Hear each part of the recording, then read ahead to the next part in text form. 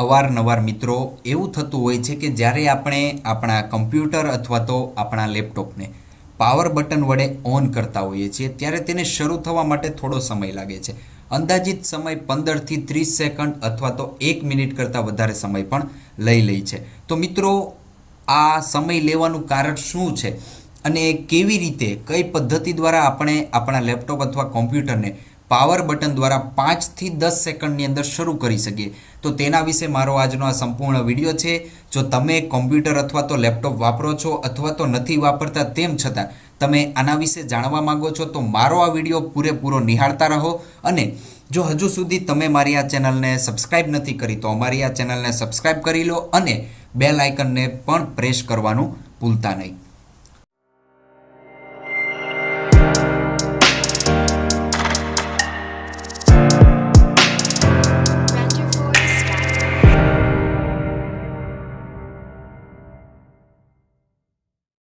નમસ્કાર દોસ્તો, હું છું દિનેશ આહિર અને તમે જોઈ રહ્યા છો યુટ્યુબ ચેનલ ટેકનિકલ ડિન્સ.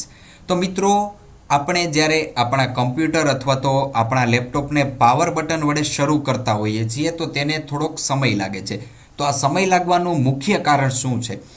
તો મેઇન કારણ તો એ છે કે જ્યારે આપણે આપણા કોમ્પ્યુટર અથવા તો લેપટોપને પાવર બટન વડે ઓન કરીએ છીએ ત્યારે માત્ર ને માત્ર લેપટોપ અથવા તો લેપટોપની પ્રોસેસર જ ઓન નથી થતું, પરંતુ બેકગ્રાઉન્ડમાં આપણે લેપટોપની અંદર કેવા સોફ્ટવેર છે, કેવી પ્રોસેસર, એની સાથે સાથે કેવા ડ્રાઈવર, આ તમામ વસ્તુઓ આના માટે જવાબદાર છે. પરંતુ આજના વિડીયોની અંદર હું તમને એક એવી વસ્તુ શીખવવાનો છું કે જેના દ્વારા આપણે જ્યારે આપણું લેપટોપ અથવા તો આપણું કોમ્પ્યુટર શરૂ કરીએ છીએ ત્યારે માત્ર ને માત્ર આપણી પ્રોસેસર જ શરૂ થશે અને બેકગ્રાઉન્ડમાં રહેલા સોફ્ટવેર કે ડ્રાઈવર શરૂ થશે નહીં. જેથી કરીને આપણે ધારીએ કે 5 સેકન્ડની અંદર જ શરૂ કરવું છે તો 5 સેકન્ડમાં શરૂ થશે. જો આપણે એવું ઈચ્છતા હોઈએ કે 10 સેકન્ડમાં શરૂ કરવું છે તો 10 સેકન્ડની અંદર જ શરૂ થશે. તો ચાલો શરૂ કરીએ આજનો આપણા વિડીયો. સૌ પ્રથમ તમારે શું કરવાનું છે? અહીંયા સ્ટાર્ટ બટન ઉપર વયું જવાનું છે અને ત્યારબાદ ક્લિક કરવાની છે કંટ્રોલ પેનલ ઉપર. જેવું તમે કંટ્રોલ પેનલ પર ક્લિક કરશો તમારી સામે એક ઓપ્શન આવી જશે સિસ્ટમ અને સિક્યોરિટી. તેને તમારે ઓન કરવાનું છે. હવે તમારે અહીંયા નીચે વયું જવાનું છે એડમિનિસ્ટ્રેટિવ ટૂલ્સ અને આના ઉપર ક્લિક કરવાનું છે. જેવું તમે એડમિનિસ્ટ્રેટિવ ટૂલ્સ ઉપર ક્લિક કરશો તમારી સામે ઘણા બધા આઇકન્સ આવી જશે. અહીંયા ખાસ જોવાનું છે સિસ્ટમ કન્ફિગ્યુરેશન અને તેની ઉપર ડબલ ક્લિક કરવાની છે. જેવી તમે ડબલ ક્લિક કરશો એટલે તમારી સામે એક પોપઅપ શરૂ થશે. હવે પહેલો ઓપ્શન આવે છે જનરલ. અહીંયા તમે જોઈ શકો છો નોર્મલ સ્ટાર્ટઅપ એટલે કે જે સામાન્ય રીતે થતું હોય છે. ત્યારબાદ છે ડાયગ્નોસ્ટિક સ્ટાર્ટઅપ અને ત્રીજું છે સિલેક્ટિવ સ્ટાર્ટઅપ. તો તમારે સિલેક્ટિવ સ્ટાર્ટઅપ ઉપર ક્લિક કરી દેવાનું છે. અહીંયા તમને 2 બટન જોવા મળે છે. બંને કોલમ ઉપર ટીક માર્ક કરવાનું છે અને ત્યારબાદ ઓકે આપી દેવાનું છે. હવે ત્યારબાદ જવાનું છે બૂટના ઓપ્શનમાં.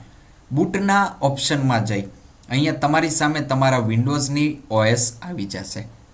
આ બરાબર જ છે, આમાં કોઈ ચેન્જીસ કરવાનો નથી. માત્ર ને માત્ર અહીંયા તમે જોઈ શકો છો નો GUI બૂટ, તેના ઉપર તમારે ટીક માર્ક કરી લેવાનું છે. અને ટીક માર્ક કર્યા બાદ અહીંયા ટાઈમ આઉટ આવે છે સેકન્ડનો, તો અહીંયા તમારે 30 કાઢીને 5 અથવા તો 10 સેકન્ડ નાખી દેવાનું છે. ત્યારબાદ એપ્લાય આપવાનું છે અને ઓકે આપવાનું છે.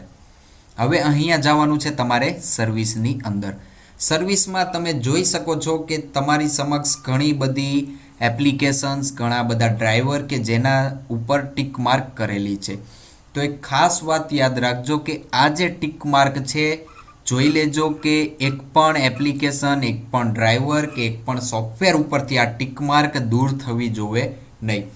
જો તમે અનટીક માર્ક કરશો તો તેનાથી થશે શું કે અમુક એવા સોફ્ટવેર કે એપ્લિકેશન કે એવા ડ્રાઈવર હોય છે કે જે અનટીક માર્ક કરવાથી કામ કરતા બંધ થઈ જશે. ત્યારબાદ તમે તેને જો મેન્યુઅલી પણ શરૂ કરશો તો તે શરૂ થશે નહીં. એટલા માટે અહીંયા ખાસ જોજો કે એક પણ ટીક માર્ક ઉપરથી અનટીક થવું જોઈએ નહીં.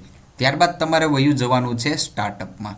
અહીંયા જેટલા પણ ડ્રાઈવર છે, જેટલા પણ સોફ્ટવેર છે, આ દરેક સોફ્ટવેર ઉપરથી તમારે અનટીક માર્ક કરી લેવાનું છે.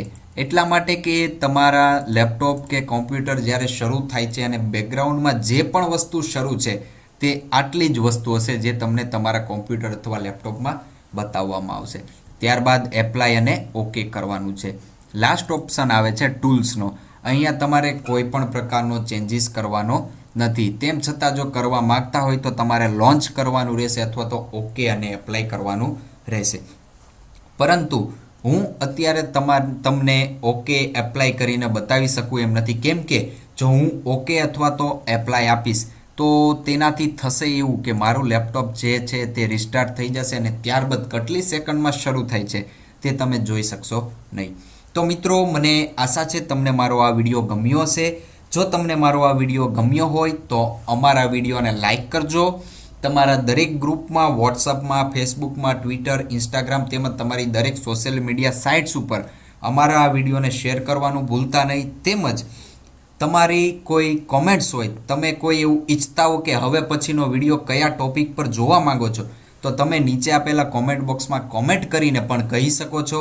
તો મિત્રો, રજા લઉં છું. ફરી એકવાર કહું છું કે જો હજુ સુધી અમારી આ ચેનલને સબસ્ક્રાઈબ નથી કરી તો સબસ્ક્રાઈબ કરવાનું ભૂલતા નહીં. અને જેવી સબસ્ક્રાઈબ કરો છો તો બાજુમાં બેલ આઇકન આવશે, તેને પણ પ્રેસ કરવાનું ભૂલતા નહીં. કેમ કે હું રોજે રોજ આવી જ વિડીયો લાવતો હોઉં છું જે કંઈક ને કંઈક વસ્તુ જેમાંથી આપણને શીખવા મળતી હોય છે. અને મારો આ વિડીયો દરેક સ્ટુડન્ટ્સને કામનો છે, દરેક ટીચર્સને કામનો છે અને દરેક વ્યક્તિ કે જે કોમ્પ્યુટર વિશે શીખવા માગે છે તેના વિશે કામનો છે. તો મિત્રો, રજા લઉં છું. જય હિન્દ, વંદે માતરમ, જય ભારત.